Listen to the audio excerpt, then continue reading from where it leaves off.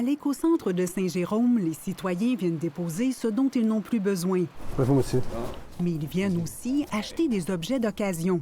Tout ce qui est petits meubles, les tables d'appoint, puis je les nettoie, je les sable, je les repeins, puis je les revends. Et les prix sont difficiles à battre. Ça peut valoir 25-30 $, ça vaut à peu près 4 $ aussi. L'écocentre a fait du réemploi sa grande priorité. Les briques, ici, tu regardes des lots neufs, des restants de tuiles, des bardeaux d'asphalte. Des fois, tu as des petits projets, tu dis « Ah, je vais m'en servir ». Notre but ultime, c'est de jeter le moins possible. Envoyer 1 tonne de matière à l'enfouissement coûte 150 $, alors que les ventes d'objets de seconde main rapportent 2 200 $ la tonne. Les ventes devraient totaliser 650 000 $ cette année, une croissance de 20 % qui devrait se poursuivre l'an prochain. Ça fonctionne, les gens participent. Financièrement, c'est intéressant, mais environnementalement, ça l'est. Puis on a une contribution sociale aussi. L'écocentre emploie 25 personnes, dont 8 pour le tri et la vente des objets d'occasion. L'organisme en profite aussi pour faire de l'insertion professionnelle.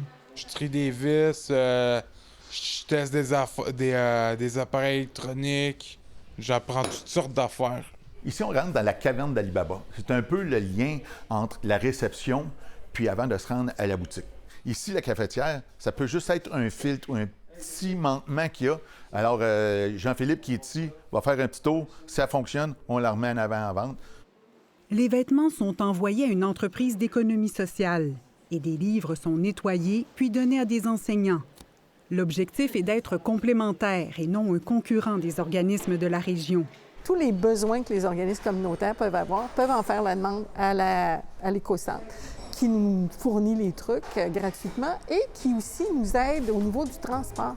Un encan est organisé 2 fois par année avec les plus belles pièces reçues et la moitié des fonds sont redistribués.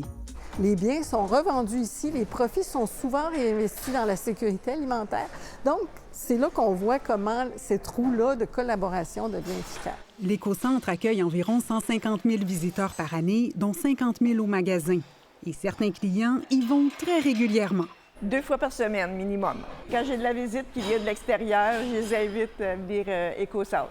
C'est neuf, regardez, il n'y a pas de graffinure, rien. Pourquoi aller le payer 15 $ quand on peut l'avoir pour 3 $? L'équipe espère que d'autres municipalités emboîteront le pas, même si le réemploi implique des coûts supplémentaires. Si les gens viennent faire un dépôt et amènent du matériel qui est bon, il faut être capable de le prendre, d'avoir une infrastructure qui est capable de dire hey, on va le présenter à des gens qui vont le réacheter, qui vont faire une consommation durable. Si on parle juste économie, quand on met environnement, il va falloir faire des choix à un moment donné. Et nous, on l'a fait dans la région. À Saint-Eustache, le réemploi a commencé à petite échelle en 2015. Puis l'écocentre a déménagé dans cette grande bâtisse 6 ans plus tard. Ici Marie-Claude Morin, Radio-Canada, Saint-Eustache.